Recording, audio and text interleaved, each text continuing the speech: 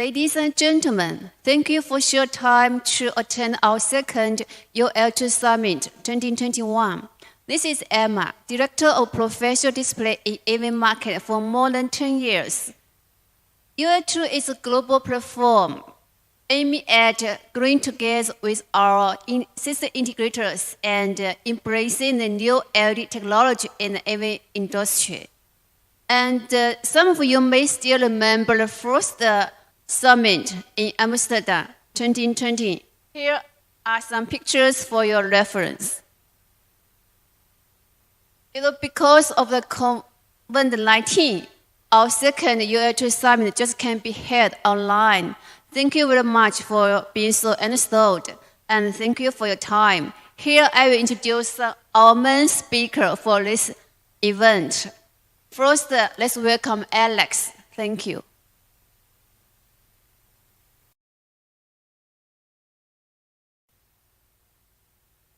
Hello, my name is Alex. I'm delighted to greet you in our headquarters in Shenzhen. In today's event, I'd be more than happy to share with you 7 business segments of Unilumin company. In Unilumin, we believe that industrious attitude, working in good faith, and sharing the results of our common efforts is indispensable part of our corporate life. Pursuing perfection, bringing innovation and dealing with integrity with all of our clients every step of the way is bringing us closer and closer to our cherished dream to become a global leader in display and lighting solutions. And during today's event, we will succinctly go over our company overview. I will get you acquainted with the structure of Unilumin business.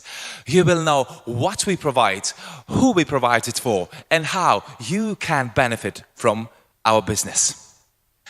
And without further ado, let me briefly dip you into corporate background. Founded in 2004, Unilumin possesses the world's largest intelligent manufacturing base for LED displays with a total area of 400,000 square meters. That goes along with production capability of over 700,000 square meters of display every year and over 1,400 patents registered by our company.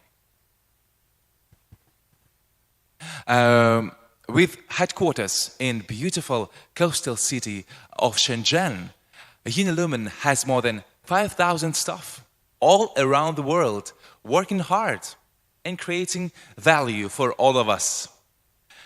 As you can see in the graphic behind me, Unilumin is growing fast over the past years, precisely from about just $92 million in 2012 to almost $850 million in 2019. Specifically, from 2016 to 2019, Unilumin had grown rapidly with a compound annual growth rate of 33%.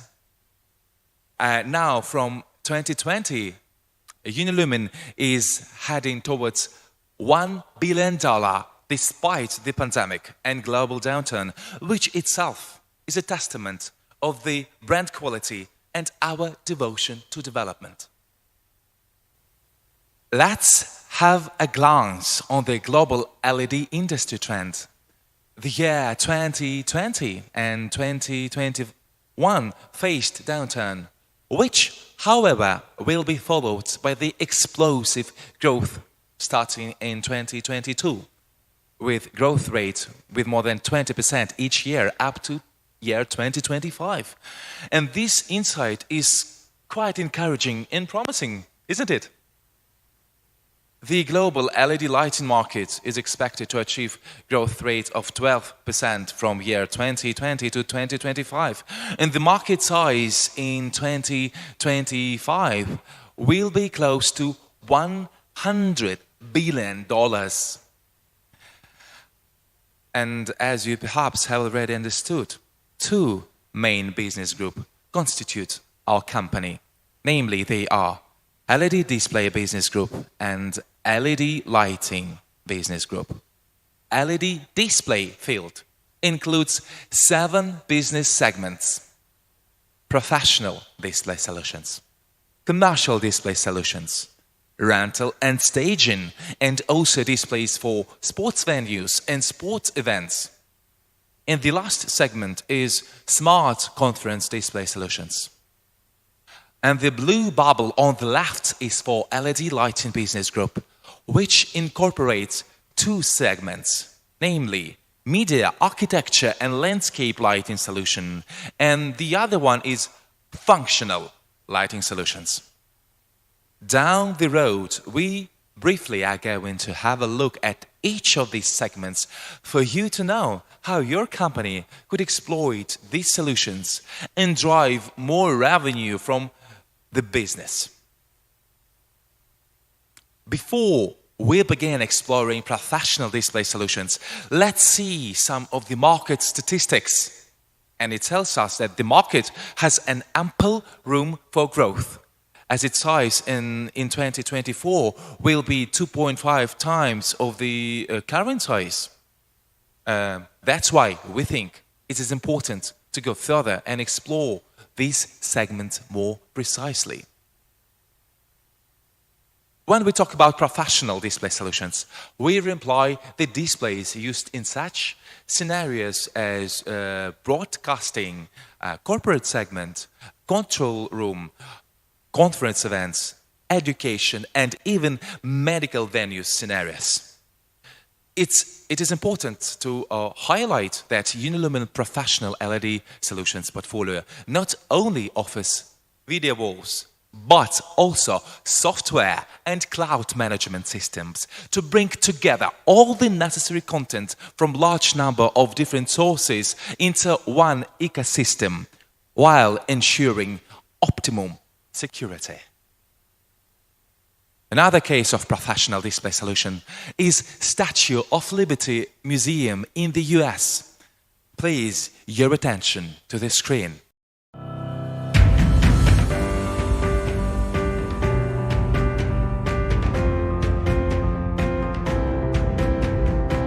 This project for me personally was something that I was always very interested in. When this project was first pitched to us as an opportunity, it was something that my whole team and myself, due to the uniqueness of the site and the challenges, we felt that we had one of the best solutions as far as product and as far as a team to offer the museum and our partners. We did a design project for this. This was a design build. It was incredibly important for us to be part of the team and to get in early. There's a lot of exhibits here that are using new technology and have integrated new technology. We brought a direct view LED wall where there was projection in the past. The display provided is a 1.5 millimeter product, which is the pixel pitch. Very high resolution display for the space that it's installed in. And in terms of building the LED wall for Unilumin, it's all custom. The overall size of the display is approximately 40 feet wide by about 10 foot tall. It's the equivalent of about 10 HD images. You've got to consider all the use cases that go into the selection of the display. So anything that's, in terms of the kiosk, what they're going to be used for, how often they were going to be used for, is it mission critical? The wall itself is mission critical, so that needs to be operational 24/7. The challenges of ambient light, the challenges of being able to have a long-lasting display were solved with using a direct view LED technology. This seamless integration is definitely one of the centerpieces within the museum. We have lines of people standing in front of it on a daily basis, excited to see their pictures come up and become part of the mural of the Statue of Liberty. With this installation, it's great to see our technology used to be able to share the history of American migration. It's something that we're very proud of.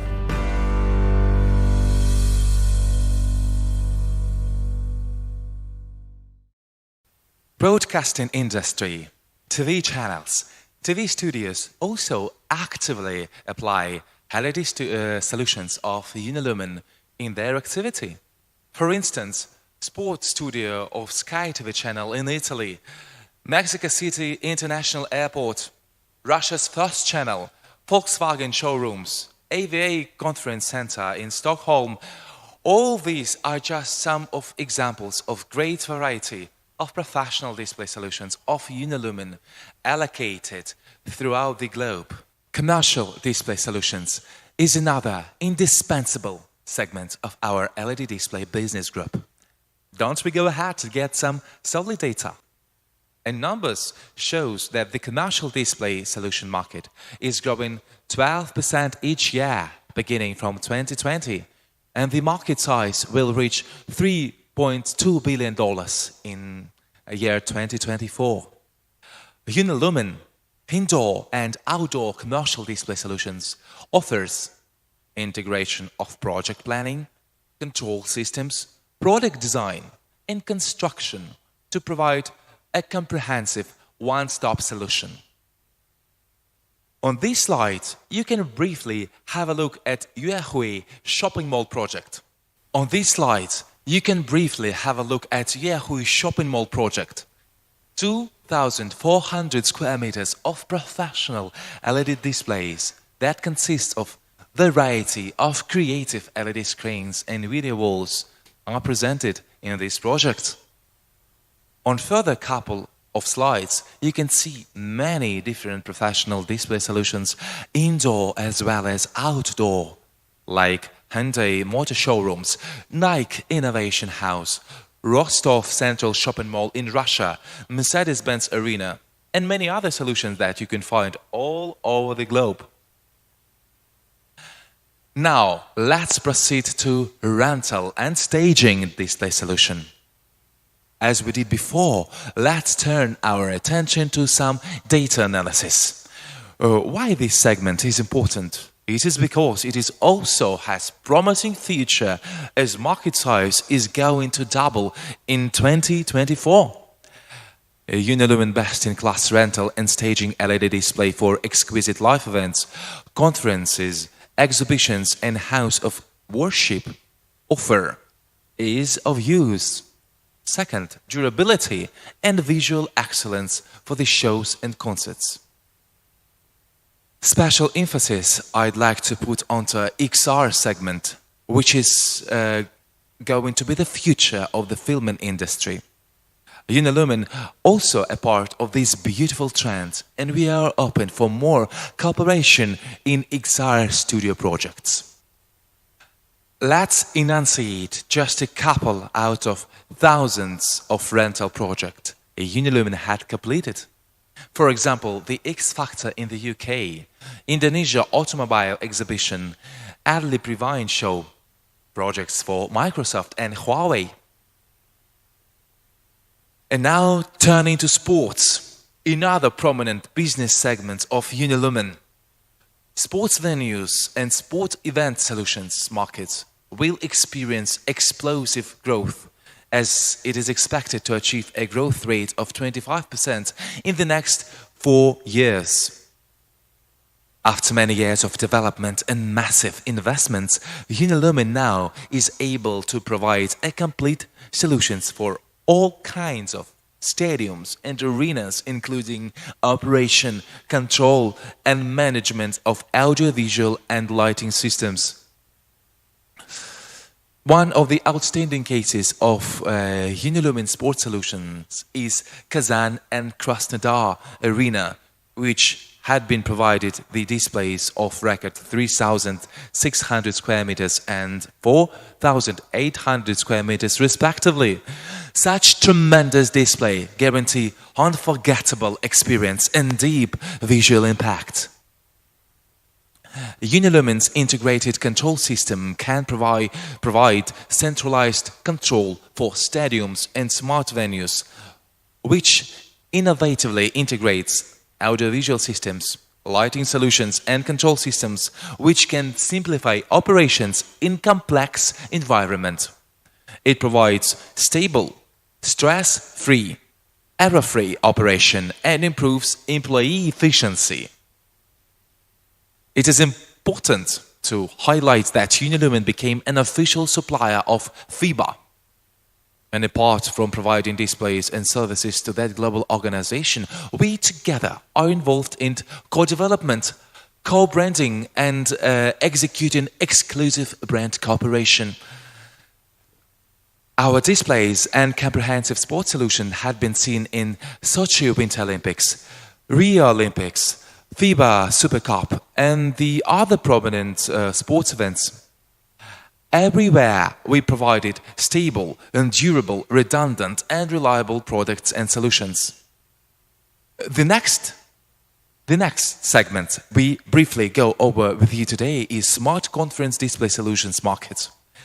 It will be the fastest growing market segment, and the market size in 2024 will triple. And this is the reason we invite you to be the part of these trends together with us. The UL2 Smart Conference Display and touchable handwriting LCD conference display solutions. Through integrating conference control systems and security systems, a UL2 Smart Conference Display series can tailor LED plus LCD solutions for all sizes of meetings. Let's turn our attention at media architecture and landscape lighting solutions provided by UL2. And again, a bit of market insights. The demand for landscape lighting solutions in public squares, parks, tourist attraction and night economy is growing fast now, and the market volume in 2024 will reach 28.5 billion United States dollars, and this is a very impressive number. Now, more and more municipal governments want to attract tourists and improve the status of its cities, and landscape lighting solutions come in handy in this endeavor. We integrate lighting with sound and AR/VR display technology, providing one-stop solutions that combines consulting, planning, design, financial investment, construction and management for tourism, light show and nighttime economy. Shanghai Westbound Media Port, Qingdao Port Lighting Project and Zhejiang River Basin Lighting Project realizes extraordinary lighting design and became prominent lighting solution cases of UL2. Here come several other prominent projects, such as Qingdao Shanghai Cooperation Summit Lighting Project, Shanghai Tower, Olympic Sports Center, and other, which is also worth of your attention. And now we go to functional lighting solutions.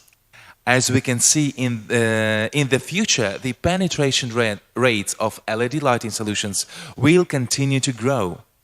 The market size in 2025 will be approximately for $20 billion more than today, which also opens an ample room for new business activity. UL2 functional lighting covers both outdoor public street lighting and indoor lighting. As a significant part of the city infrastructure, UL2 provides LED street lights and LED tunnel lights. The device plus cloud plus 5G solution realizes the intelligent management and operation of the city and ensures the safe and sustainable life of the megapolis. On this slide, I'd like to present Smart City solution that consists of LED display that goes along with 5G connection and intelligent lamp pole. Our products won variety of different awards, such as Red Dot Awards, the best of the best prize for our rental United display, Golden Pin Design Awards, and other local and global awards, inspiring our partners to collaborate with us, make innovation together, and drive our industry forward. UL2's global service network constitutes 15 subsidiaries and offices worldwide that provide local technical service, local demonstrations, post-sale support, warehouses, marketing teams, and auxiliary personnel aiming to provide best service and product.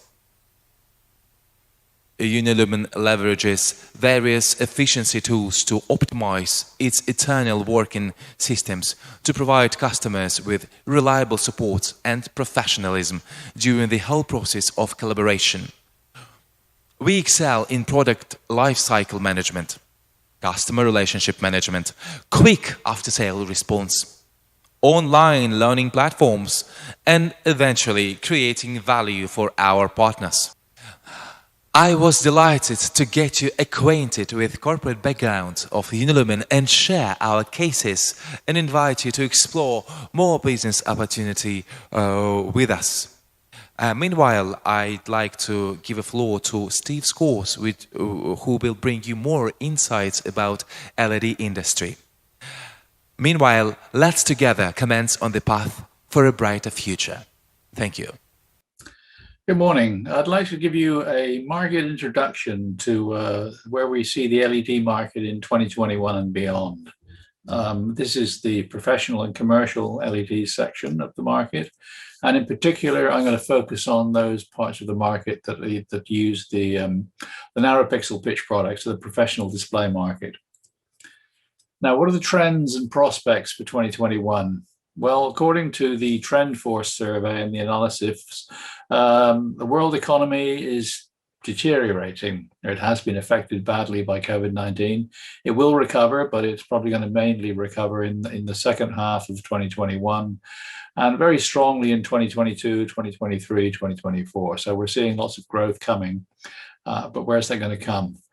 Well, many governments have already announced plans for infrastructure projects to stimulate the economy, get unemployment, stabilize the prosperity of the country. So these have been announced, and typically with these type of projects, you will see a lot of things like control rooms demand. You will see new technology being invested in. So we're seeing things like corporate meeting rooms, being regenerated because effectively they need to be redesigned for holding different numbers of people, more spaces in those rooms. We're seeing a lot of event spaces being developed. We're also seeing opportunities in cinemas and in family theaters as people start to look at different ways to spend their money. And we're seeing new areas in immersive entertainment coming along. So thanks to this sort of various fiscal stimulus, we're going to see some of these areas really have a strong focus in the market development in the coming months and years. So let's look at some of those particular markets one by one. And the first one I wanted to focus on is the control room market. Now, this is a very large market, but it's actually quite diverse. In China, there's a lot of the smart city business is using control rooms as command centers, surveillance centers, but things are much broader than that. Power distribution, electricity, gas, pipelines, water distribution, traffic and surveillance, emergency services, security and various types. Oil and gas uses cybersecurity for protection of oil rigs and things like this. Cybersecurity, it's now a big investment in the banks, the credit card companies. Crisis control, governments, corporations, when they have a control center to monitor a crisis. Military, of course. Air traffic control is another area, and railway control. But these are the traditional markets of control rooms. But there's even more opportunities. Motorsport uses enormous amounts of command and control centers. They call them mission control. So in Formula One, every Formula One team has a mission control center at their headquarters, and they are effectively a command and control center. Sports stadiums use command and control centers. Then you have NOCs, network operating systems, network operating centers to monitor reliability of products and look for where to send service personnel. Television studios use broadcast control rooms, and then various corporations have their own control centers. So this is a very broad, a very diverse market.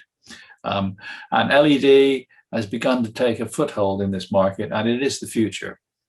So one of the things that define a control room is typically its scale. These are very large displays. They have lots of different types of content from different signal sources, different types of data content, often sensor information that's coming through there. It could be intelligent information that's got to be modified and adapted to fit on the screen. And you've got both analog and digital sources, often very many numbers of cameras. These go through various distribution systems and then onto our send cards and distributed through the wall.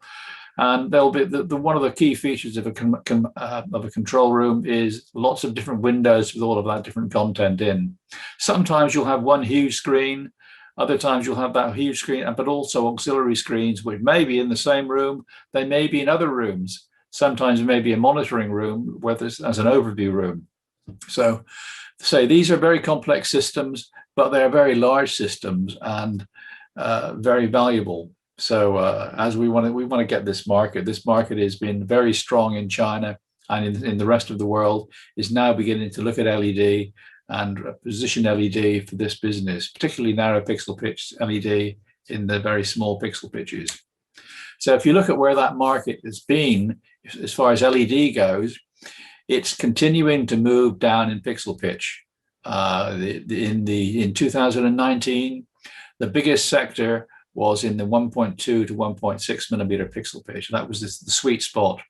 But as pricing declines in the sub 1 millimeter or sub 1.1 millimeter sector, we've seen growth in that. So in 2020, we saw significant growth in the smaller than 1 millimeter market. So that is now the largest market in terms of pixel pitch. So one of the key reasons for demand in the control room market for LED is there is a requirement that the image is not interrupted by bezels. So in both tiled LCD and video walls, there are seams, there are bezels, and the market does not like it. They put up with them, but now there's an alternative. LED displays can provide an optimized solution without bezels and with also very long lifetimes, very good uniformity, and in reality, a much better return on investment over the long period because the lifetime of the LED wall will be considerably longer than that of either the projection cubes or the LCD video walls. So the trend is moving towards less than 1 millimeter in control rooms for LED. And we're seeing a very large growth. The Trend Force analysis predicts $199 million market with a 42% year-on-year growth in this business. So it's a business you want to find out about, you want to get involved in. But it's not just new installations. There are a lot of retrofits. The biggest sector of this market is dual projection cubes, DLP, rear projection cubes. They were originally lamp-based, but in sort of the last decade, most of those lamps have been replaced by LED cubes. So now they use LED rear projection cubes, but they are now being phased out, and some will be replaced by laser RGB projection. Others will be replaced by LED. And LED has the momentum at the moment, and we believe LED will become the dominant technology. There are 161,000 units to be retrofitted after 2023. So that is a lot of business there, a great deal of business. So look at it. It's a market that we need to develop in every country. This is an example of a very nice control room, 43 square meters. This is a 1.2 mil U panel. So this is a water distribution control room for the Shenzhen municipality. So this is a very typical installation. And I say LED is perfect for this. It's another example here of an airport control center. So this shows the different type of control room, obviously the curved screens. Again, another opportunity to do a very nice curved screen fairly seamlessly with LED, which is not going to be the case if you try to do that with something like a rear projection cube, because DLP will have much more off-axis color deviation and brightness deviation, so will not look anywhere near as good as this in a curved screen. Another of the key markets that we're seeing the development in the investments in post-COVID is the meeting room market. Again, a diverse market. I'm not just talking about corporate meeting rooms and boardrooms, but also auditoriums, conference centers, event spaces, what are now called town halls, and in the education market, classrooms. So these are all markets that are investing in LED for their meeting spaces. Again, if you look at this, the sector of this market here, there's another analysis by TrendForce here, where they're seeing that more and more corporate conference rooms and meeting rooms and training institutions are looking at LED, looking at the advantages in LED. Again, looking at where the investments have been, by far the largest investment has been in the 1.2 to 1.6 millimeter market. In fact, 1.5 millimeter has become the dominant display for meeting rooms. The reason for this being it's one about size. An HD wall in a 1.5 mil is 135, 136 inches, which is a convenient size. Some of the bigger rooms use multiples of that. A 2 times 2K or a 4 times 2K wall. So that fits into typical offices. The ceiling height is convenient for that, or that room size, that wall size is convenient for the ceiling heights. So we're seeing that. But as the costs decrease further in the smaller pixel pitches, we will begin to see a trend of a gradually increased demand for the sub 1 millimeter pixel pitch market. And I forget, if we do a 0.79 millimeter wall, which we can supply, that 135 inch becomes a 4K wall in 0.79. So it's only a matter of when prices move to the point where that becomes viable, then the market will move to that technology.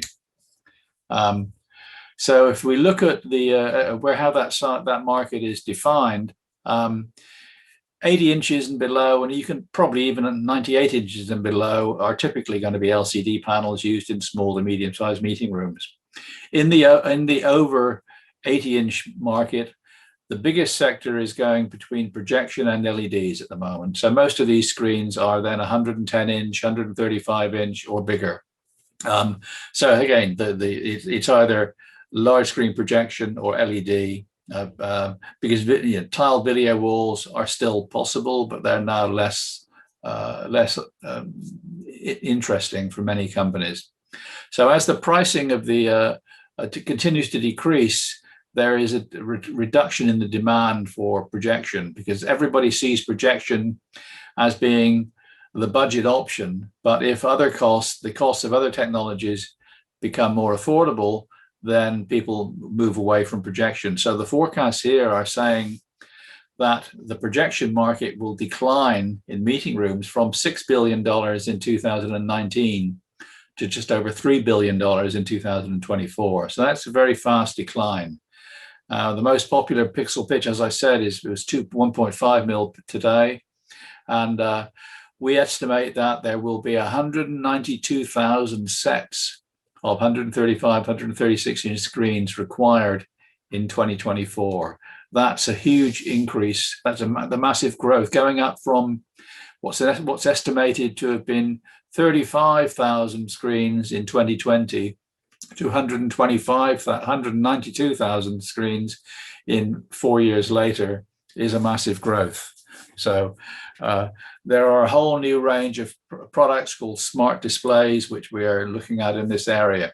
So if you look at this little graph here, the graph on the left shows you the sort of the price moves. If you look at the green curve there on the left, that's the projection cost. The projection cost decreasing between now and 2024, but decreasing in a very modest way, effectively going from around $12,000 to maybe $9,000 over a 5-year period.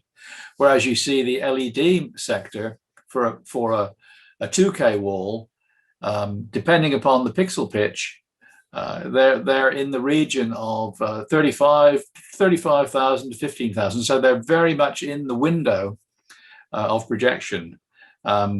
So the projection price is for 100 to 120 inch. If you were going for a bigger screen and projection, you'd need either double stack projectors or a significantly more expensive, brighter projector. So this whole sector is making it more affordable.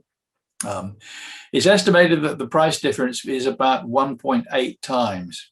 And that makes it very convenient, a very easy switch for most companies. Most companies, again, according to the surveys we've seen, consider a price difference of up to 2 times to be acceptable to switch from a projection display to an LED display, with the higher performance, the longer life, the lower running costs.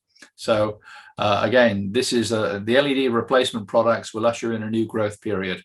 On the right-hand side, it's a slightly more complicated graph, because you have the cost of that same 100-inch, 120-inch projector, which is there, but then you are comparing that with a much bigger 165-inch 4K wall, which is effectively at least double the size.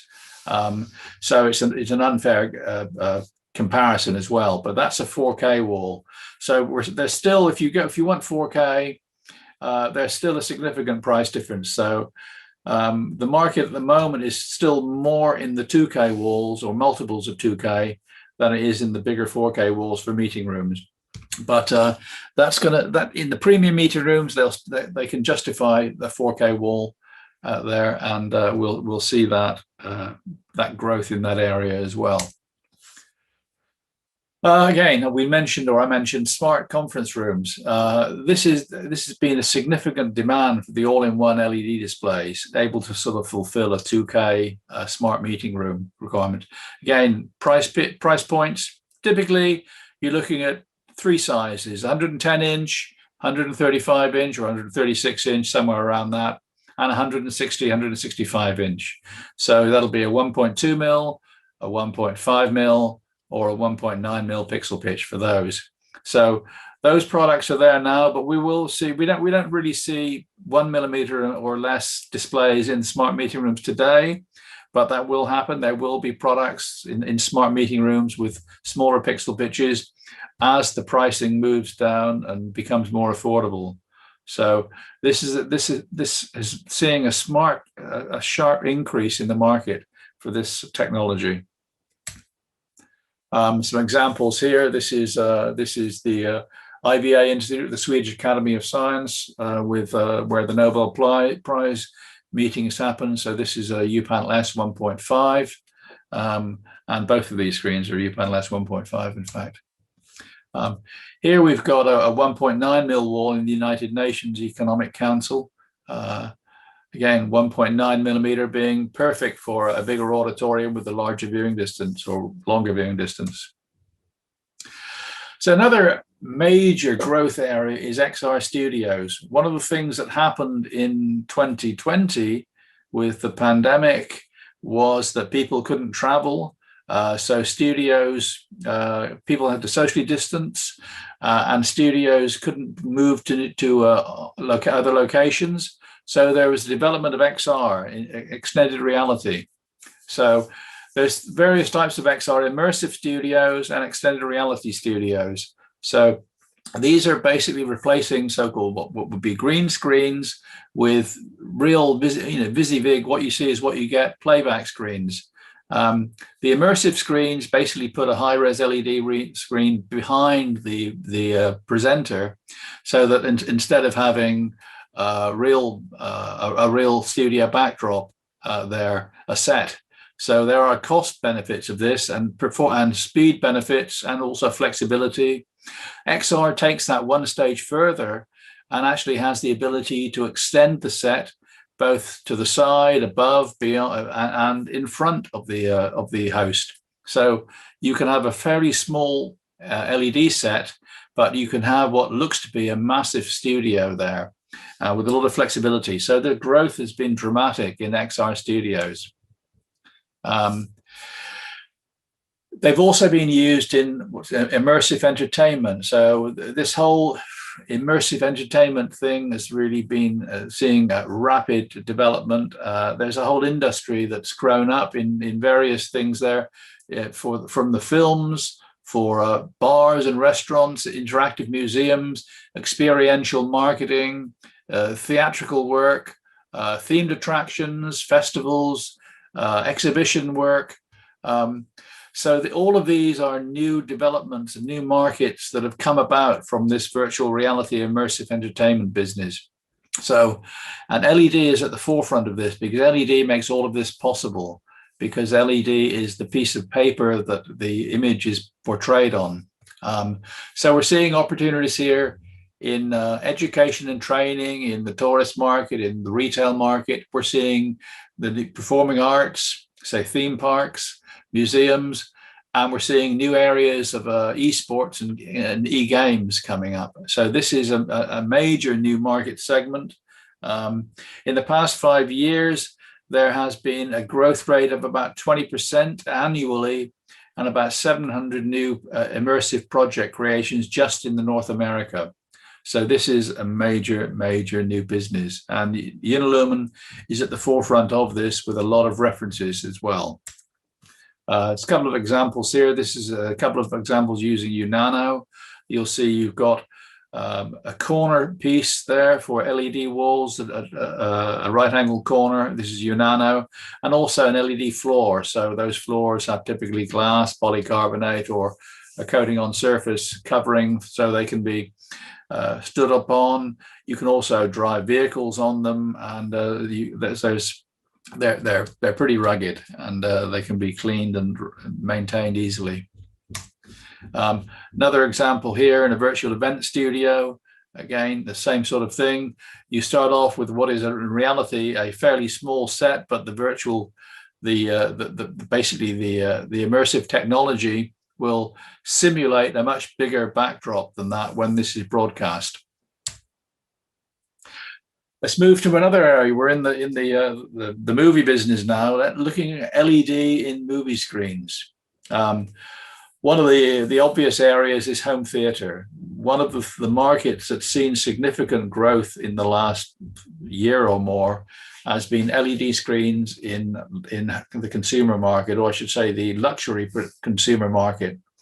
So we're seeing the content development from Netflix, HBO, all of those sort of platforms offering very high quality Ultra HD, 4K and HDR programming with the right Dolby 5.1 and Dolby Atmos sound. So people are looking for high-end screens to do this. So they were been buying bigger and bigger LCD screens. Then they started buying projectors. But for those that can afford it, an LED screen is the result of what they really want. And in reality, it doesn't have to be a 4K screen. An HD screen will provide the right effect for most, because these are used in large rooms. So people are not standing or sitting that close to these screens. So we're seeing a lot of demand for things like the 135-inch, 160-inch screens there in home environments. We're seeing 1.2 put in there as well. And in some instances, you're seeing 0.9 mil being put in there. But this market is developing, and it's the super rich that's driving this market. And if you look at where the billionaires live, the billionaires can afford to drop £500,000 on a home theatre or £1 million on a home theatre. So that's not a problem. They probably can spend that much on the audio system, let alone the video system. So if you look at the market, the high net worth individuals are concentrated in the big cities of the world, the big developed markets of the world: London, New York, San Francisco, Moscow, Beijing, Hong Kong, Singapore, etc., Mumbai, Shenzhen. So that's where the business is. But every major capital in the world has plenty of high net worth individuals that can afford to invest in this. And it is a growing market there. It's most effective to explore strategic alliances with other audiovisual suppliers in terms of audio, in terms of other types of display technology, processing systems to help develop this market. And this is not just home theater. This is also in super yachts and other types of locations where high net worth individuals spend their time. Now, the next market is what is called the exhibition cinema market. The exhibition cinema market is where you go into a cinema to see the screen, not home theater, but the real cinema. This market had a sort of a transition to digital going back in 2006, 2007, and I was involved in that at the time. And that saw a huge development of digital cinemas moving from analog to digital. It started the DCI being the Digital Cinema Initiative, standardization. Also things like virtual print fees, which allowed people to have digital copies of the screen, and cinemas being paid basically per seat. That market really went very quickly, and in 5 years, the whole cinema industry in the West transitioned to that. That was then followed by the emerging markets digitization, and then by China's new builds as the Chinese market really developed. So that was wave number two. Wave number three or so, it was really a move from lamps to laser-based projection. But now we are in this replacement market where LED becomes a viable option. And the thing is, it doesn't need to be super high resolution LED because the screen sizes are very big. In a 16-meter wide screen, the 4K image is a 4mm pixel pitch. And if you're 16 meters wide, the screen, you will be sitting far enough from the audience that you will not notice that the pixel pitch is 4mm and not 1mm. So it becomes cost effective and offers a lot more benefits than laser and video projection does in this business. We have higher contrast, we have higher refresh rates. We basically have a longer life, and we are the first, as Unilumin, that is, we are the first Chinese company to be DCI certified. So the only one in the Chinese LED industry to be DCI certified as well. So that is a unique solution that we have there. So there's a lot of opportunities there. We're looking at this, and this is what effectively will be called the premium cinema solutions. There will be a number of cinemas that will take these premium LED screens. This will still be more expensive than a laser projection screen, but these will be the super premium ones that offer the exceptional image quality, the reduced operating costs. There'll also be screens that can be used for larger immersive storytelling. We'll see panorama format, you'll see surround sound, or surround video, I should say. You also see the story moving into the lobby becoming an revenue generating space. So for advertising, for information, as audiences tune into what's happening in the lobby to plan their next visits. And then immersive audio is the next stage. We're not really involved in that side, but all of this is helping to develop the new super premium cinemas experiences. So the market by 2023, that red curve there is where we expect the growth of the super premium cinemas. And that is where we are looking at. Now, there will be about a total of 200,000 new cinema screens by 2023. And it's estimated there will be one high-end screen or premium screen for every 8 screens. So that's 25,000 to 35,000 displays of LED cinema that's there or potentially there. So again, this is a different market. It has other requirements than the rest of the AV market, but it's a market that we need partnerships in, because there's the companies that know the route to market, that know the channel. We must stabilize the industry, standardize the industry and solutions, but develop the market as fast as possible, because it is going to be an extremely large market. There's the example of the Unilumin product, the UC-A41 DCI certified digital cinema LED display, 16.38 meters wide by 8.64 meters high, 4K resolution, 4096 by that's 4K digital, 4096 by 2160, and 4.0 millimeter pixel pitch. So that's the product. So that is the new solution. The next here is mini LED. Talk a little bit about that. Mini LED and micro LED. There's confusing the market.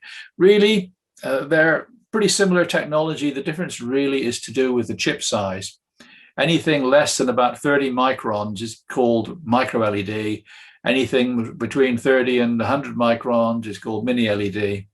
So micro LED was really developed for the sort of small display market, but people are looking at it for the large display market as well. But mini LED was developed specifically for the large format display market in direct view LED. Now, at the moment, you're looking at mini LED shipments far outweighing micro LED shipments, and that is likely to continue for some time there. Growth is very significant, about 115% growth year on year. So it's a massive growth, and it's focusing on the sub 1 millimeter market at the moment. It will probably develop into the slightly wider pixel pitches, but that's where the market is today. The solutions where these are being used in, they're where you would expect them to be used in, really: security and control rooms, corporate and education, entertainment and cinema. You're not going to see these really in many other applications. These are the ones that have the requirement for the high performance video, high resolution, and immersive entertainment experiences. So we're seeing a sort of a fairly reasonable split on all that. The big ones today are control rooms and security and corporate market, but entertainment is growing significantly there. And we'll see some examples here. There's a 0.9 millimeter large public security center system here in China, and some smaller examples of this one's a creative design company for digital design. So that's what I wanted to talk to you about in the market developments, and thank you for joining. And I would now like to hand over to the next presenter, which is Nedi Narashahi, who's Unilumin's technical expert, and he's going to talk about flip chip LED technology. Thank you, and over to you, Nedi. Hello, everyone. My name is Nedi Narashahi. I'm a chief scientist for Unilumin, and my main focus in Unilumin is to work with R&D team and research group in China on what we call future display technology. I was asked to prepare a brief talk on a few topics, the first of which is this set of slides titled Flip Chip LED Technologies.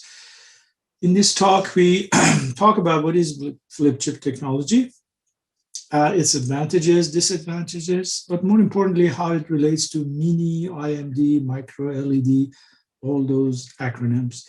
Additionally, we try very hard to clarify some of these confusing terminologies related to our industry, such as POB or package on board, COB, chip on board, COG, chip on glass, etc., etc., etc.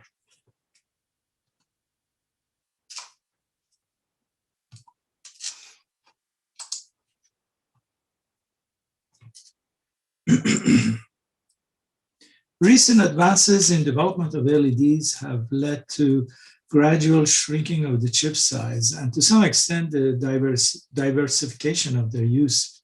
This is key because, as we know, for the first time, we begin to see the merging of the technological focus for the traditional giants of the TV industry market, such as Samsung and Sony and others. Also, the lighting manufacturers with our industry, direct view LED display industry. New horizon for all of us. Who would have thought that in a few years back, we would be competing with Samsung or Sony in the next few years in direct view LED display technologies and the market? Anyway, fine pitch LED displays are now in growing demand, not only because they offer higher resolution and sharper details, but also because the deployment of the LED displays in the market is shifting from outdoor to indoor settings.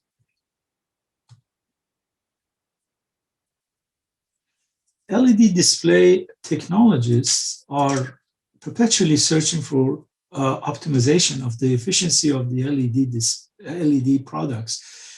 And they hope to do this without sacrificing performance or cost. Easier said than done, right? True that these goals are frequently inversely correlated, but occasionally we run into an innovation that allows us to improve performance and efficiency simultaneously. Well, flip chip architecture may be one of these. It's basically an advancement that represents an alternative method of mounting LED packages onto package substrates, or in the case of chip-on-board packages, directly onto circuit boards. Flip chip, although it's a catchy phrase, a more common or more scientific terminology for it would be a wireless bonded chip architecture. Never used, so flip chip has caught on. Technology itself is not new. It was first commercially deployed by IBM in 1960s, I believe on 360 computers. Flip chip technology has taken on heightened importance in our industry, LED display industry, for the potential improvements that it can deliver regarding production cost, heat dissipation, reliability, durability. Well, in the balance of this presentation, we'll discuss these topics in more detail.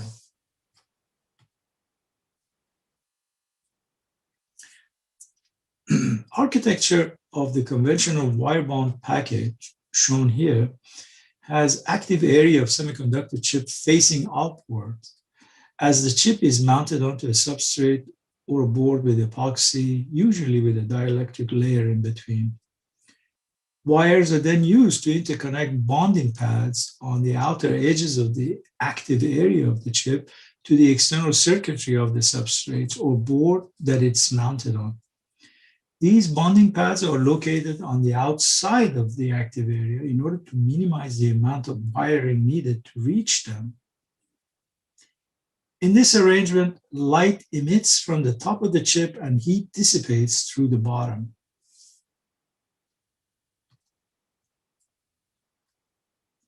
Flip chip technology flips this design upside down, literally, by rotating the orientation of the emissive element of the chip, allowing an unobstructed path for the light from the chip to the viewer. Although ultimately it delivers a more efficient product and requires fewer production material overall, it does add a new step in manufacturing. Specifically, towards the end of the chip manufacturing process, the bonding pads on the active surface of the chip receive a small dot of solder. And that's really as much as it is a small step. Nonetheless, it's a different step. Unlike the traditional wire bonding, these pads do not necessarily need to be located or near the outside edge of the surface, since rather than connecting to external circuitry via wires that are looped around the other layers of the chip, they are simply attached to the circuit directly. This is done through thermosonic bonding, which is also referred to as reflow soldering.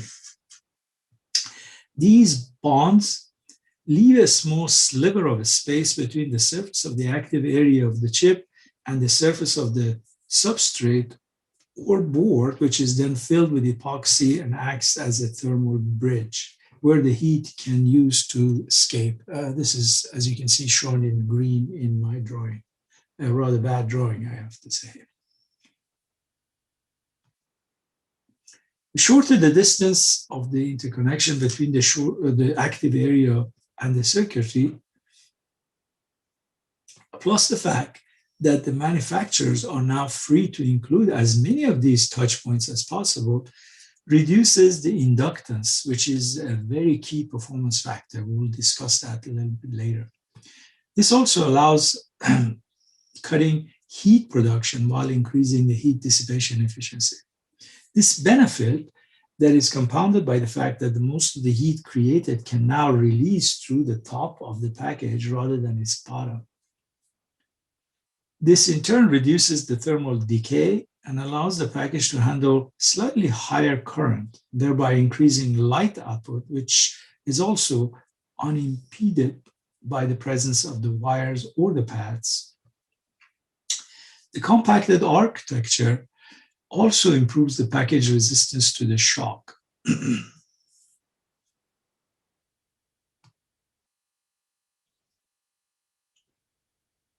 All in all, we can summarize the advantages of the flip chip LED technology as follows. Because electrodes on the flip chip directly contact the ceramic substrate, and this omits the need for sapphire substrate to be used in heat dissipation, this causes the chip to be able to deliver or to be able to receive higher level of currents, which translates into a brighter or more efficient brightness efficiency. Optical design is made easier as flip chip sizes are smaller. Improvements in heat dissipation, which in turn extends the chip lifetime. Wire bonding free or without the wire bond allows flip chip to reduce the defects or reduce the risk of defects during the packaging and operation. Additionally, improves the shock resistance, again, because of the physics of the packaging. Because of these advantages, we can say or summarize that the flip chip has laid the foundation for the future packaging of the LED development for a while to come. There are, unfortunately, Achilles heels. The Achilles heel for the flip chip technology stems from the relationship of the following three parameters: uniformity, yield, and cost. Color and brightness uniformity, and please remember these are different things, in LEDs, as well as the flip chips, generally LEDs, but also flip chips, is related to manufacturing tolerances, circuit tolerances, and also manufacturing consistencies.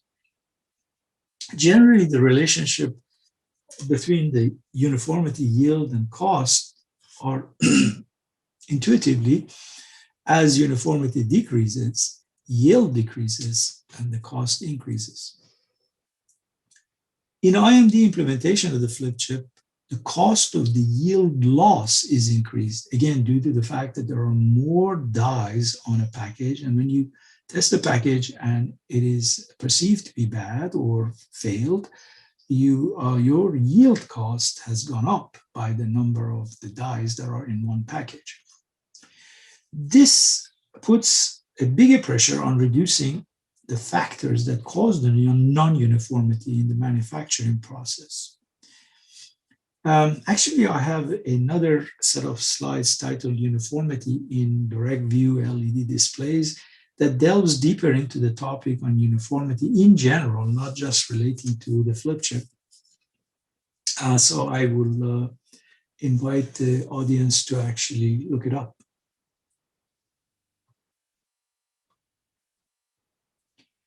There are plenty of applications for flip chip technology outside of the direct view industry. And in fact, the introduction of the flip chip technology in our industry is rather new. Now, these other applications include TV backlighting, general lighting in general, and many more. In direct view market, the introduction of flip chip technology is at the same time with the arrival of the IMD packaging. These go together.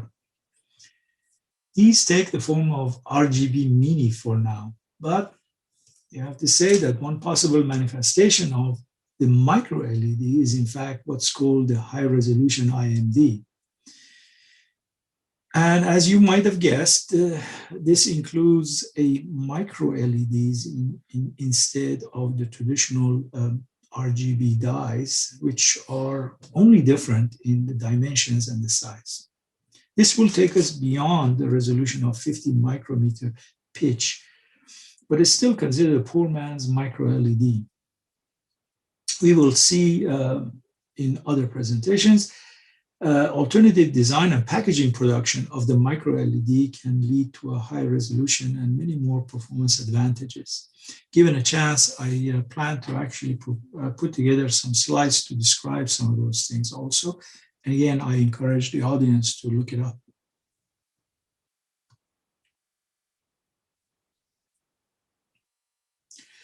Early flip chip products were developed by Philips, Lumileds, and Cree. Other major manufacturers have dabbled in the technologies starting as early as 2000, but kept a relatively low key in this field until everything changed in early 2015. Manufacturers that previously froze flip chip LED technology activities and put it on the back burner are now actively developing related products in cooperation with display system design companies. Examples are many, but I mention a few. Lextar's flip chip product include the newly increased flip chip COB and white chip, and there are products that are in the market now with these LEDs. Also, Epistar and Lighting Opto Technology latest products have also included flip chip bonding technology. It's important because it shows a way of high performance dye transfer. It actually facilitates a higher performance dye transfer. Flip chip is a die attach method where the electrical connections between the chip and the package substrates are made directly by inverting the die face down onto the substrate and package, as we mentioned before.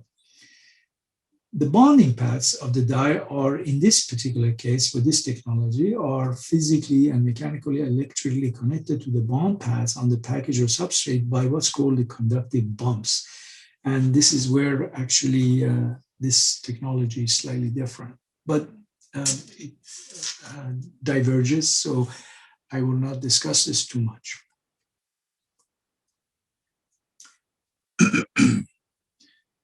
For a while to come, future of the flip chip technology and the direct view LED coincide in what's called the IMD format for mini and later for micro LED dimensions.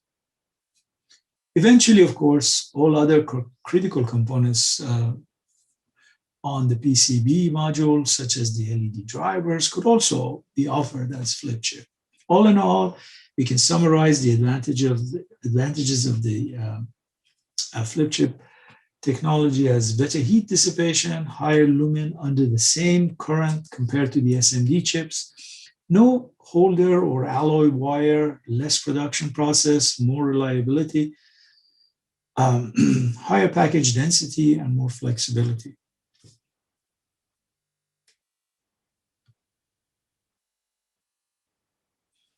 We have mentioned mini and micro before. It's my intention to take advantage of every opportunity I get to sort of evangelize the correction of the terminology for these. What is mini and what is micro? What is IMD? Essentially, there are two ways to look at this. There is the possibility of actually categorizing these based on the die size, which in some of the other industries, such as AV industry, that's basically the way they categorize performance of the display. But in our product, what makes more sense is to categorize it based on the product pitch. I give you an example. A Sony Crystal product uses a die, which is about 25 micrometer in each side, but the actual end product has a pitch of 1.1 millimeter. So to the end user, it doesn't matter really what size die, maybe as a second derivative, but directly it matters what the pitch is. So I think as we go forward and we hopefully to advance this industry, we need to find a unified perception. And this, to me, is a prerequisite. Today, the confused concept of the mini LED has caused serious confusion in the public's perception of the LED display products. This urgently needs furthering regulations, in my opinion. Flip chip technology in RGB mini. The adoption of the mini LED took off in earnest in 2020. And since then, the technology has been incorporated into many different types of display products. And we began to see these products in 2020 and remainder of in early 2020 and also early part of the 2021 in ISCs and other showcases. The use of flip chip technology in IMD rendition of the Mini for self-emissive display is now an irreversible trend. Wire-bonded multi-in-one IMD devices are available today, as are single flip chip LEDs, but they are not very common. This will disappear very soon, and we will be left with only the N-in-1 packages. Mini LED brings us many advantages. Of course, compared to the conventional signage that uses face-up chips, RGB Mini LED signage uses flip chips. As we said before, this package method enhances light emission and heat dissipation and the other advantages that we mentioned. As the flip chip LEDs offer a higher image quality that is more suitable for viewing at closer distance, we will see the relevance of these IMDs in the market more and more. Challenges: we've discussed the uniformity, yield, therefore cost before, and as I mentioned, there's a separate set of slides relating to that you can reference. But also the other critical issues relating to this technology is the soldering material, chip protection. These appear when the chips are shrunk to less than 100 micrometer in size. Then they raise a level of difficulty and complexity for the chip packaging and device assembly. The term micro LED typically refers to the size of the emitting area of the device or the LED device. However, as we said, there is no clear industry clarity on the size that qualifies as micro, and the definitions actually vary based on the applications. In the virtual reality and augmented reality industry, when they talk about the micro LED, they're talking about 10 micrometer in size, and they are referring to the size of the die, which essentially is the way the display is manufactured. In our industry, a range of 50 to 100 micrometer is what is usually referred to as the micro, and anything above that is considered mini. As an example, I'm sure many of you saw at the ISC 2020, UL2, a Shenzhen, China company, showed a state-of-the-art 0.4 millimeter pitch direct view LED, micro LED video wall. This is a flip chip COB approach, probably on a PCB backplane, although I couldn't tell because I couldn't go to the back. This prototype is a single chip solution, but UL2 says it plans to commercialize the 0.4 millimeter process soon using a multi-in-one IMD approach. The IMD package may look something as shown above here.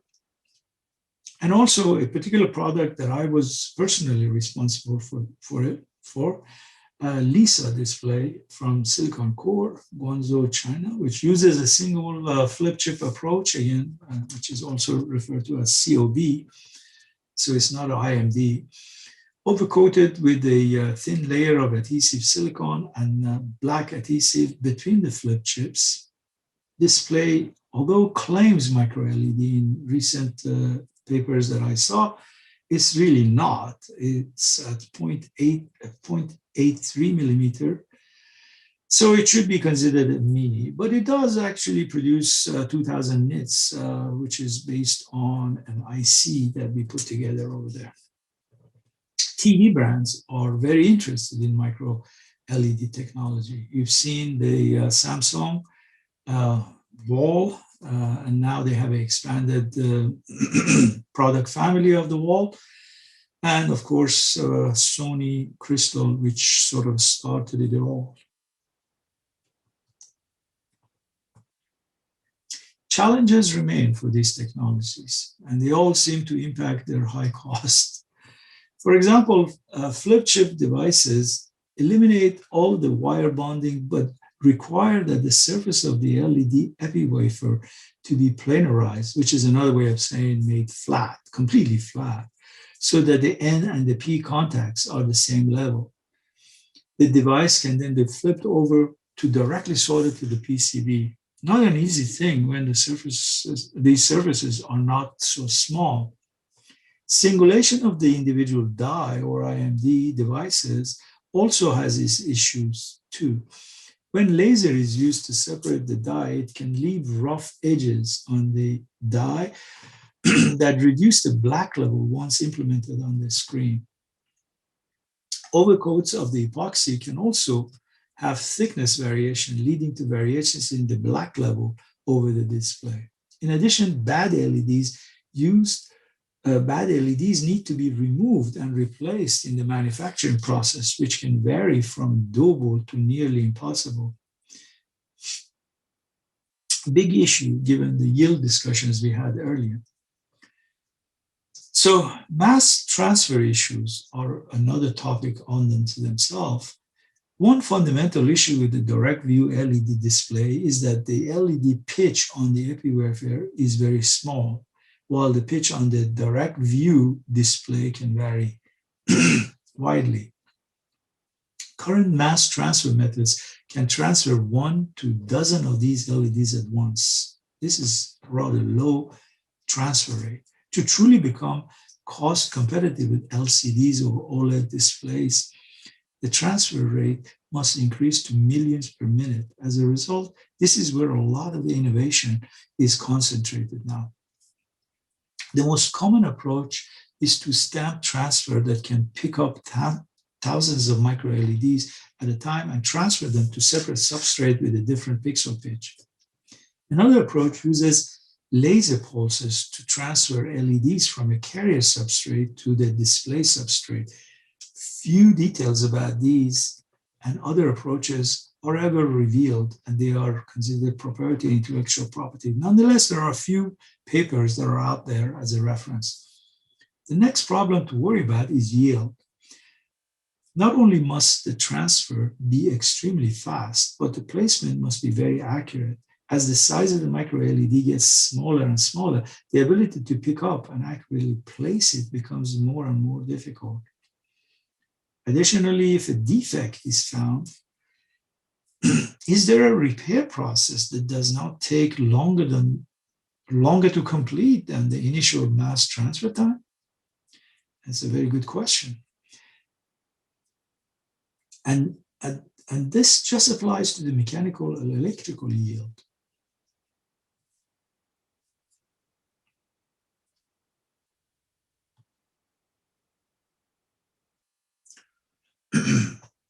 All the LEDs must fall within certain range of luminance and wavelength to provide the kind of performance demanded by the users.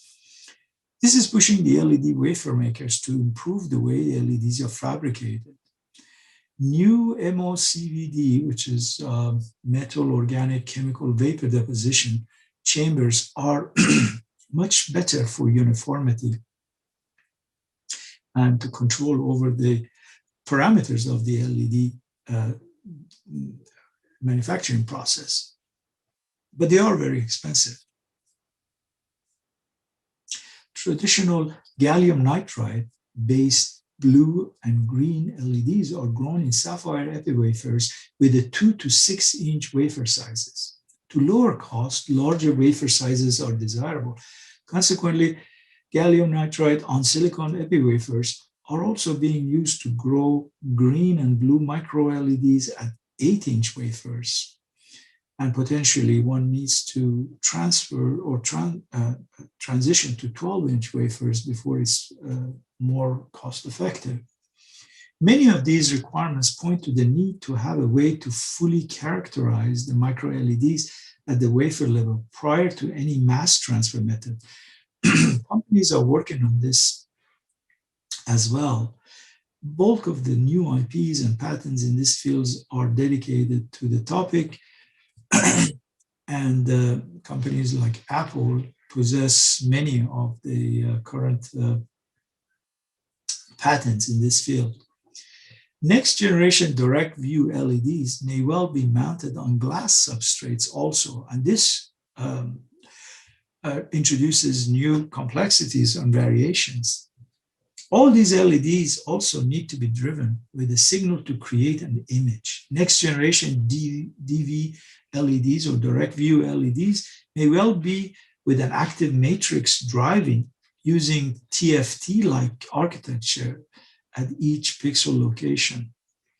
This provides a better control of each micro LED, improves the uniformity as it allows the in-package testing. There's a lot of detail on this on the slides that I referenced you to. Also, utilizing active matrix architecture can leverage TFT on glass fabrication infrastructure, which is already in place for the LCD display manufacturers. Well, this is the end of the presentation today. Thank you for your time.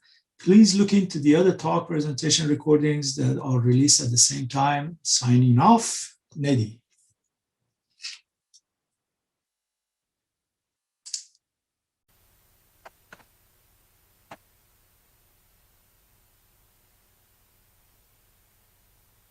Hello there. My name is Ahmad Anwar. I am Technical Director at Unilume's GTM department. In our today's fast-pacing life, safety has taken top priority to fulfill this ever-growing demand. In our today's fast-pacing life, safety has taken top priority. To fulfill this ever-growing demand, a top-of-the-line command center is required to run things smooth without facing any hiccups. Therefore, given our world's current requirement, we at Unilume have established and provided top-end command center solution in China and around the globe. So without a further delay, let's get to it and see how Unilume can help you get a stable command center for your region. Let's see the international market background first. It is estimated that the global market size of control room will witness a compound annual growth rate of 6.8% from 2020 to 2023. And the market size will reach 9.96 billion US in 2023. If you look at the chart below, you can see the market estimated growth is expanding drastically with 6.8% growth annually. So keeping the importance of the market growth in mind, there are few important bullet points that are needing the attention in case of establishing a command center. The first one is being visual dispatching and preview of echo function and signal image. The second, mixed application of analog and digital signal. The third, flexible operation with multiple control modes. The fourth, the last one, not the least one, is the high stability. All these four are pivotal for a command center. If one malfunctions during the live operation, whole system could go down and leave drastic results for the region. Another main part of the system on which the above-mentioned critical points work is the software. It is estimated that the global display control software market size of command center will witness a compound annual growth of 6.9% from 2020 to 2023. And the market size will reach up to 590 million in 2023. Up till now, we have been talking about the market demand and where it will be in the coming few years. However, now we are moving towards the understanding where and which industry the command center can be established. According to the survey data, the international market, and especially the users from global enterprises, governments, militaries, securities, monitoring, transportation, public facilities, and telecommunications, as well as financial banks, and other industries still have a considerable demand for the command center infrastructure and upgrading. So, keeping all that data mentioned above in mind, it definitely begs the question, how to build a world-class command center which could work without any hiccups or trouble. Let's have a look at the command center's architecture. So, there's the main server in the middle of the topology. And on my right side, there is the main server in the middle of the topology. And on my right side, it is connected to the all-in-one conference system and is also handling the visualization platform for that. It has its own high-resolution workstation, which of course is connected via IP. And on my left, it is overseeing the audio and visual metrics for the audio reinforcement with the ability to control the power supply for the professional lighting. All this data can be monitored and controlled through a tablet or a PC, which is connected to the main server. This server sends the signal to the splicer, and that splicer sends the data to the sending card, which helps put the data on the main LED screen. Next agenda on our today's list is the display control operation.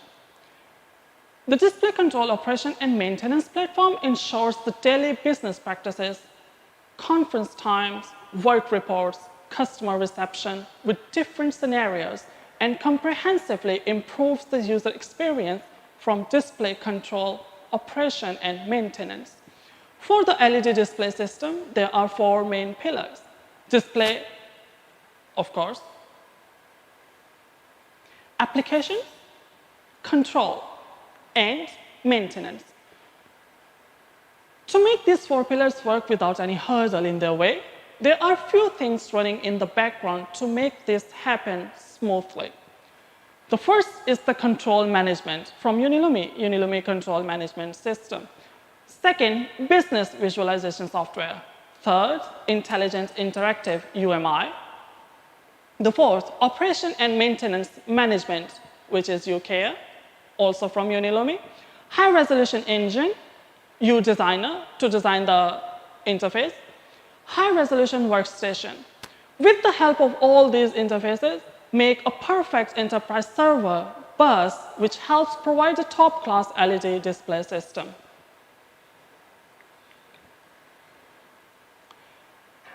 Display characteristics are very important. Display characteristics are very important in command center visualization. It has to be the ultra high resolution so everything can be viewed clearly live.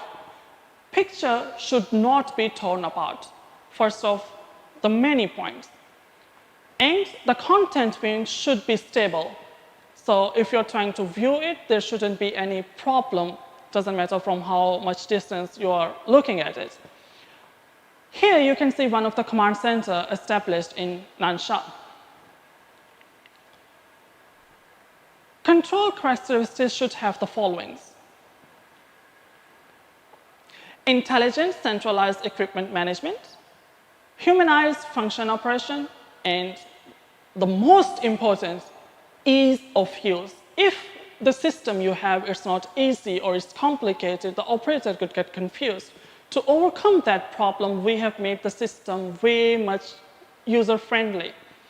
And it's all could run through a control management module. Application characteristics should have the ability to provide the following.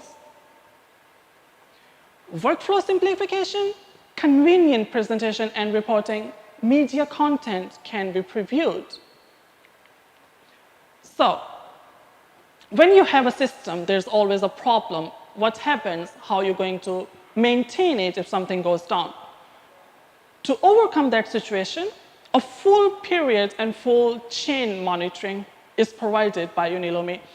Visibility of equipment operation status, operating authorization from very person to person. So if there are chain of command, the management, the authorities, then a specific command or the operation could be given to a specific person with different layers.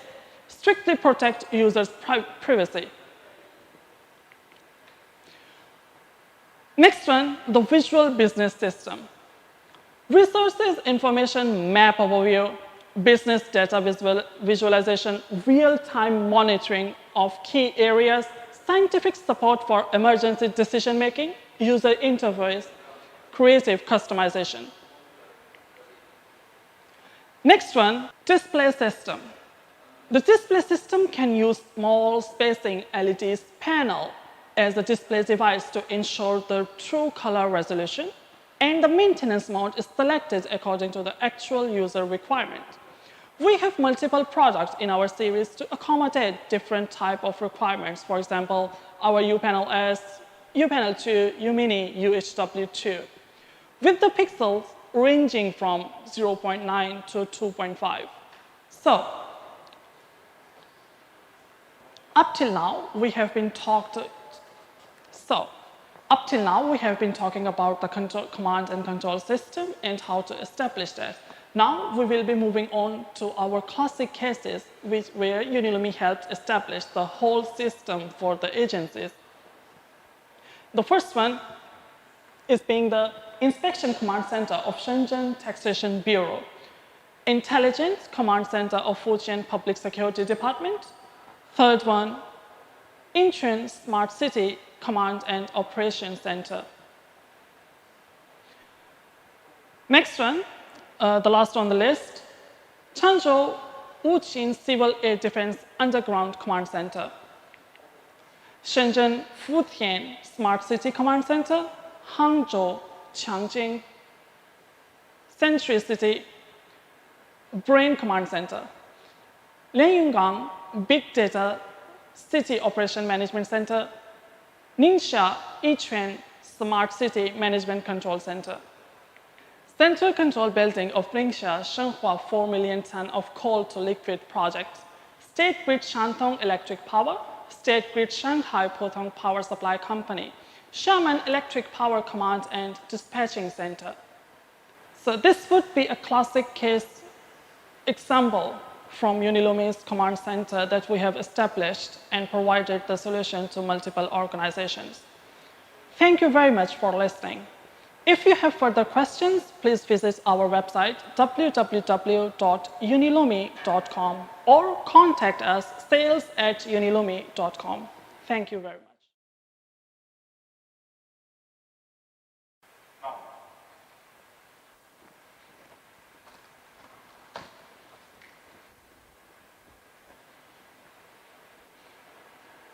Hi everyone.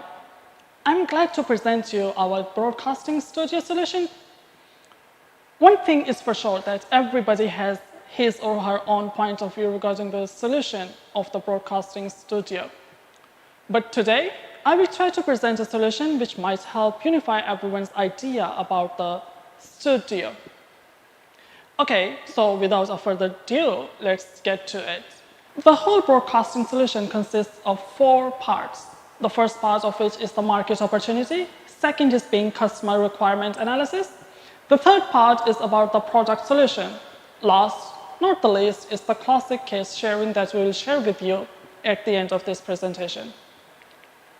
So the first thing we'll talk about is the market opportunity. Market opportunity, according to the third-party research data, we can clearly see that the broadcasting studio market capacity is $324 million in 2019 and a rapid growth rate of 25%. At the same time, we can also see that the 92% of the studio use the fine pixel pitch LED screens. So according to the data here, we can be sure that LED screen is the trend of the broadcasting studio market in the future. So, now we have established the broadcasting studios are moving to have the LED screen. So, if I'm a customer using the LED screen in my studio, what are my hurdles? What are the pain points I need to take under consideration? In these pictures, you see the studio for the first time like this. It will make you question, why are they even using these ugly performing displays? The LED screens in the first and the second picture are poor shooting effects. The third picture is too simple and unattractive. In the last one, the LED screen has black lines in it. Chongbu. In these pictures, you will see, if you see a studio for the first time, and you see the pictures like this, it will make you ask the question, why there are even these kinds of ugly performing displays in the studio?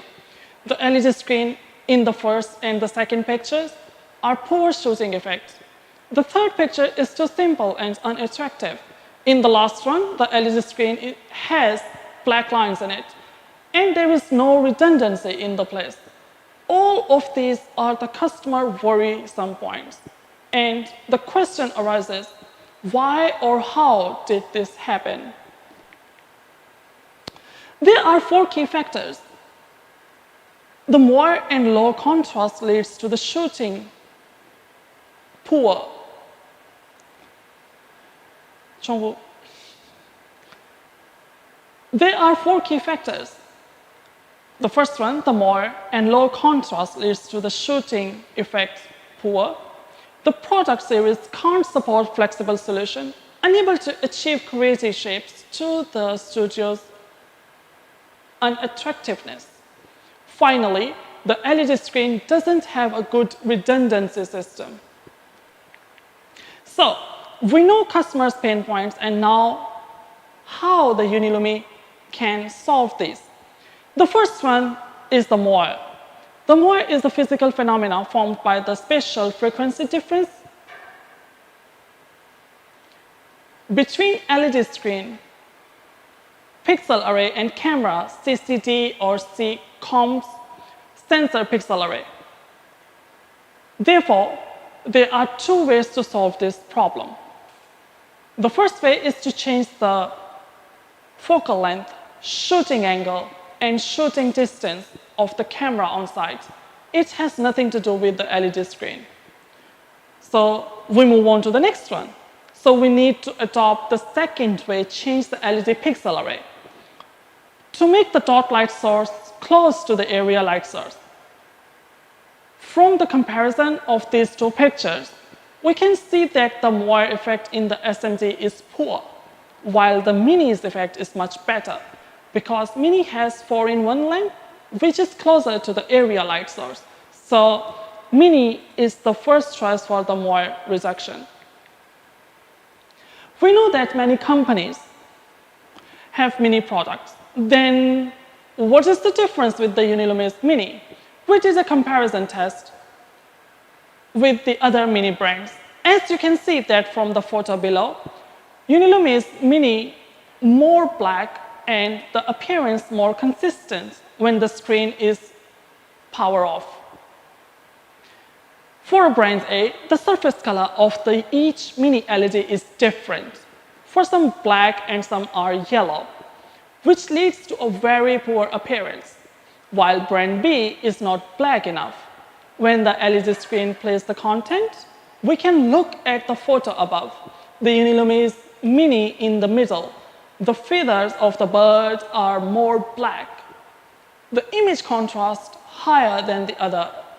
Therefore, the conclusion is that the Unilumi's Mini has higher contrast, better consistency, and has a unique isolated packaging patent with more stability plus the warranty that can be extended to the 5 years.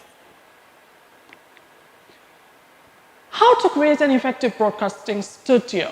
Well, it is not a rocket science, but the important factor is that different products will be used. Can those products meet the design requirement on top of their technical abilities? For example, a studio. Normally, there are many LED screens such as background, floor screen, ceiling screen, creative screen, and so on. So we need to provide the solution as per those needs, and Unilumi's products can do it effectively. Next one is the system redundancy. It is very important and a critical point in the studio system to make the whole LED display and its control system stable, especially in live broadcasting. Every company's products support redundancy function. Normally, there are 3 types of redundancy. include power supply redundancy, signal redundancy, and signal loop redundancy. It's also called the data redundancy. But Unilumi, one more cable-less cascade redundancy, a total of 4 type redundancy, which provides way more stability any product in the market. Of course, Unilumi's products also have other features such as HDR, 5G, 8K, different color gamma, standards, high refresh rates, and low latency. So, till now, we have presented the customer pain points and what is our product solution for the background screen. In this most important screen for any studio, it requires moire reduction, high contrast, multi-shape, redundancy system. Our product solution is the Mini U-Panel S. Mini is good at the moire-free and high contrast. U-Panel S is a smart product. It has intelligent module, supports intelligent maintenance, and it can provide up to 7-degree concave curve, and so on. The flexible screens make the broadcast studio more attractive. Our product is the combination of USlim2 and UHF. The key features include the pixel level smoothness with the curve, multi-shape, flexible. Generally speaking, most companies use the straight cabinet to do the curve, and their cabinet is not flexible. It is the cabinet level curve not smooth enough. Poor display aspect. The flexible combination of USlim2 and UHF is multi-shape and flexible, makes the curve pixel level smooth. Support creative image, and we provide a complete frame kit, make the flexible screen installation way simpler than ever. About the floor screen, we use different product for different pixel pitch. UPEG-3 for 2.6 pixel pitch, U-Panel S for pixel pitch below 2.6, such as 1.5 or 1.9. The key features are non-glare, anti-slip, load-bearing, and seamless floor effects. Finally, let's take a look at some of the Unilumi's studio that we have done around the globe. So, the studio we did in Abu Dhabi, the Sky News. U-Panel 1.9 done in Italy. U-Panel 1.2 and 1.9 channel project Russia. U-Panel 2.5 in GMG Moldova. U-Panel 1.5 Cairo, Seattle, USA. And again U-Panel 1.2 and 5 in Portugal. And U-Panel 1.9 in Antenna 1 TV station in Romania. Furthermore, our Italy studio, the Belgium TV station, channel project Russia, Australian TV station for Olympics, TV station in Belgium, London, China, and Israel TV station in Israel. So that would be a simple introduction on how to make the studio better and how Unilumi can help you with that.